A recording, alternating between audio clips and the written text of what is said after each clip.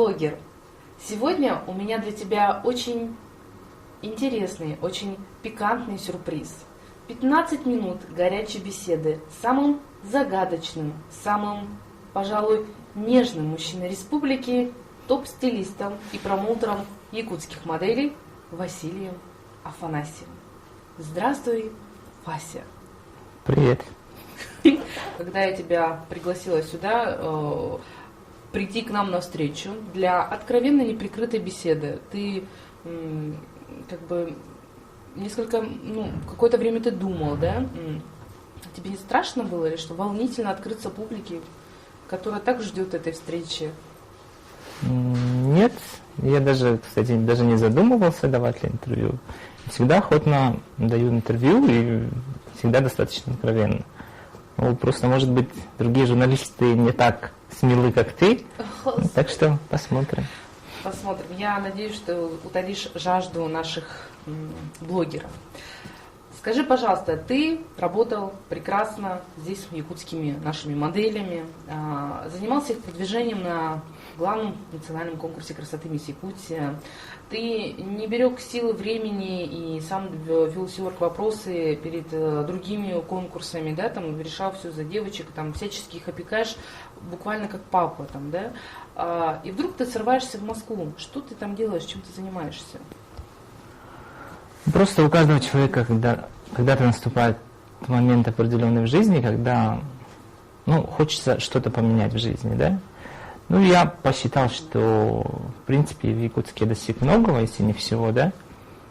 И мне уже стало, откровенно говоря, скучно.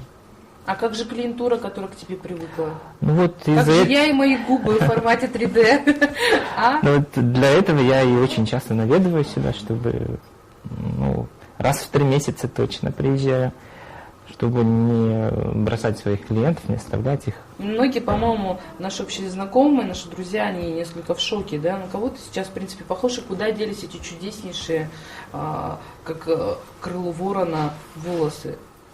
Просто я с этими волосами ходил, порядка 3-4 лет, это просто поднадоело, и тем более волосы имеют такое свойство, как портиться, да, там, особенно когда ты часто ездишь отдыхать на море, они там выгорают и слабые совсем становятся. Поэтому... А вот этот красный цвет зачем? Спасибо, что не зеленый. Я вас еще не раз удивлю, так что не надо беспокоиться, что у меня не стало длинных волос, но зато будут какие-то креативные решения, которые тоже не дадут вам скучать. Тебя не оскорбляет, когда тебя путают с девушками? Вот мы, помнишь, когда ты с тобой в клубе были, ты пошел в мужской туалет, охранник говорит, и тебе говорит, девушка, осторожно, тут вообще-то мужской туалет, ты говоришь, я знаю, и пошел дальше. Тебя как-то тебе заводят эти ситуации, поднимают настроение? Нет, меня это нисколько не оскорбляет. Конечно, там бывают моменты, когда немножко напрягает, да, что делать? Я открываю сайт Сахалаев и читаю там о том, что известный стилист с развивающимися волосами на ветру бежал по берегу Амги. Там амгинские парни стали якобы с ума сходить по красавице, которая бежит в купальнике, походкой похлеще Памела Андерсон. Я так думаю, что какой-то начинающий журналист просто решил на чем-то громком имени просто сделать себе тоже имя, каким-то таким скандальным образом. Мне еще больше понравилось. 2-метровый красавец Василий Афанасьев. Сколько у тебя рост? У меня рост 1,70 м, и абсолютно я не Аполлон. И, я что-то не припомню, чтобы я бегал, потому что там было... А в купальнике ты реально бегал? Или... Нет, я просто ходил в майке и в трусах. В стрингах? Нет, к сожалению, может, к чему-то сожалению, в обычных плавательных трусах.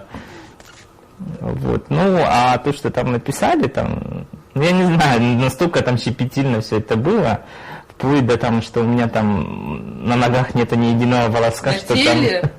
там... Кто такой очень внимательный, что рассматривал. Я даже не могу припомнить, кто это мог быть. Я знаю, что на Мисс Якутию, ну и все, собственно, знают, что ты задолго начал готовить, активно продвигать и прям всем говорил, все это будущее Мисс Якутия, на Анастасию Санитарову, да, которая впоследствии стала в итоге первой вице-мисс Якутии, да.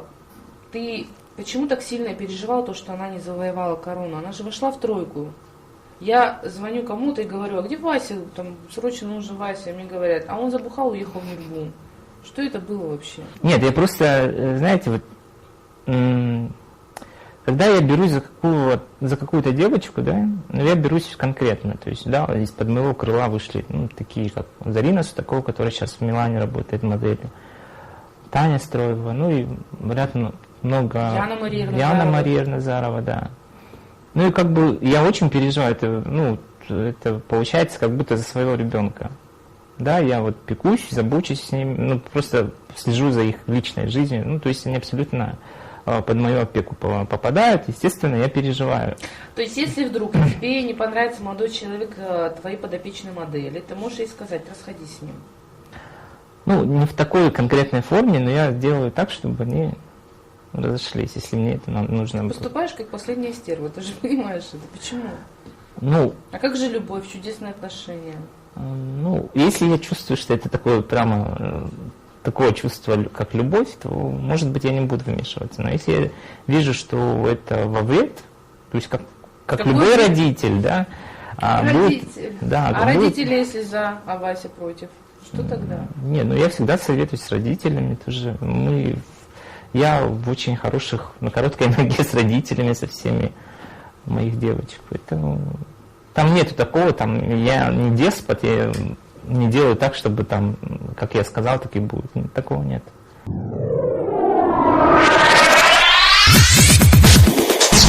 Ты действительно сильно так переживал, поэтому отправился в Нюрбу? Зализывать рану душевную. Каждый раз, когда моя девочка, на которую я возлагаю большие надежды, и я действительно знаю, что эта девочка достойнее, да, естественно, это меня трогает, и, естественно, я потом переживаю.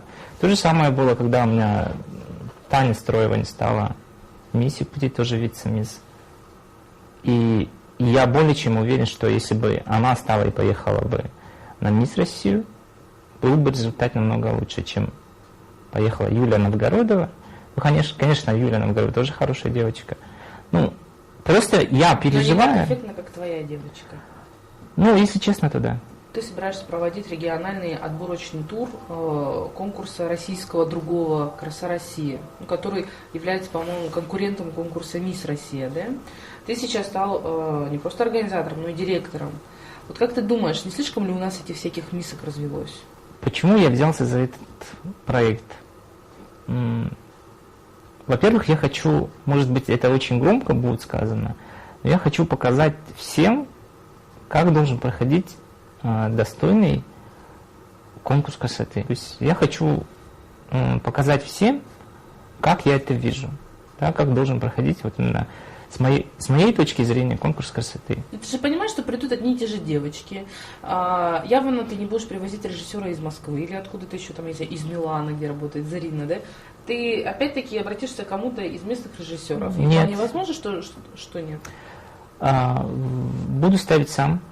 Да конкурс ладно. Я. Да. То есть у тебя нет режиссерского образования, понимаешь? Это же, не знаю, дирижировать на сцене, это же не кисточкой махать над лицом. Нет, я много работал тоже как помощником режиссера, когда был в составе АИКО как модель. Старший помощник младшего уборщика. Да. Нет, ты не знаешь, просто у меня был конкурс еще Хотон-Белю, когда-то это Вилюйский регион, да, там 4 улуса. И, в принципе, очень хорошо там прошло, и я так думаю, что, в принципе, я, может быть, возьму себе помощника, да, там какого-нибудь режиссера. Евгения Хлопкова. Нет, тем более у меня много друзей среди режиссеров, которые, наверное, мне подскажут, где что да как. Поэтому хочу попробовать себя именно и в этой стезе тоже. Ты не боишься разорваться? Подбирать состав, решать орг вопросов, которые просто, как я не знаю, в бездонной яме, да, один за другим вылазят. заниматься режиссурой, чтобы поставить сцену, это сколько всего нужно фишек и всего прочего, да, там эти лампочки куда развесить и так далее. Ты не боишься, что ты вот реально лопнешь? Нет. Много ли ты берешь на себя, проще говоря? Я никогда не чурался работы, труда, поэтому нет, мне не привыкать. Тем более у меня есть много друзей, которые будут мне помогать и помогают уже. Собираешься ли ты, простите, жениться, заводить детей? Мечтаешь ли ты вообще о ребенке? Ну, конечно. Ну, я вообще привык жить одним днем, как бы я никогда ничего сильно не планирую, да, ну, я просто ставлю цель и добиваюсь. Ну, в плане... цель жениться когда-нибудь в этой жизни? Нет, я считаю, что сейчас очень рано об этом думать, ну, хотя мне уже 30 лет. Но, конечно, мечтаю о ребенке. Я очень люблю детей, у меня очень много крестных детей и племянников, которых я обожаю. Вот, и, конечно, хотелось бы, чтобы был свой собственный ребенок. Кого, девочка, мальчик? Без разницы, я детей люблю. Если у тебя будет девочка, будешь ли ты ее таким образом воспитывать, как именно будущую мисс? Будешь ли ты ее допускать до того, чтобы она выходила на конкурс в качестве вот, как конкурсантки? Нет, и в этом плане я очень... То есть я буду отталкиваться от ее желания. Если у нее будет какая-то тяга, то почему нет? Если нет, я не... Если у нее будет, наоборот, тяга там, к математике, то пожалуйста. Сейчас же очень многие мамы хотят делать дочку свою, там, ребенка, стремятся отдать куда-то вот в модельное агентство. Просто это какая-то умопомрачительная мода, да? Как сумасшествие больше напоминает. Потому что девочки, попадая в модельное агентство, они, ну, во-первых, учатся там себя вести в обществе, да, там, подтягиваются, осанку меняют. Ну, это в любом случае плюс. А как же... А если бы у нас была такая идея создания Института благородных девиц, где действительно учили красиво ходить, не как-то вульгарно, а скромно, где макияж бы там тоже был бы какой-то, ну, скромный, да, то есть они вот стрелки там, губы красные. Ты бы поддержал такую идею? Почему бы нет? Серьезно? Да. Ясно. Ну, знаешь, я тебе хотела в конце сказать, что если бы у меня будет дочка, я ее никогда в жизни не отдам на конкурс. Знаешь почему? Потому что я не хочу, чтобы там сидел Василий Афанасьев и говорил: подними юбку, покажи зубы, чем болеешь. Ты помнишь этот кастинг? На Мисс Якутия? Да. Да. Ты просто, ну, почему ты себя так ведешь с девушками? При этом ты говоришь, что ты не деспот. Ну, опять же, нужно в каких-то моментах быть очень Пришла жестким. совершенно непонятно накрашенная девочка, там, да, которая реально мне напоминала продавщицу там 70-х годов колбасы, там, с какими-то шпильками, и ты говоришь, кто вам сделал этот чудесный макияж, что ты сидел, откровенно издевался, что за жемчуга у вас в волосах просто, вот, кто эту прическу чудесную вам сделал, там, как бы, ты не думаешь, что после этого, ну, у человека могут быть комплексы какие-то, там, не знаю? Если девочка пришла вот, ну, с макияжем 90-х или 80-х и со стразами в волосах, это уже говорит о том, что девочка никогда не будет страдать какими-то комплексами. Слушай, в смысле, ей уже ничего не грозит, да, в плане этого? Все, что можно худшее испытать, она уже испытала, да? Показавшись тебе на глаза. Ну, знаешь, просто всех жалеть тоже не вариант. Ну, где-то надо человека иногда на землю опускать. То есть я не говорю, что я ангел, но и не черт, и небес.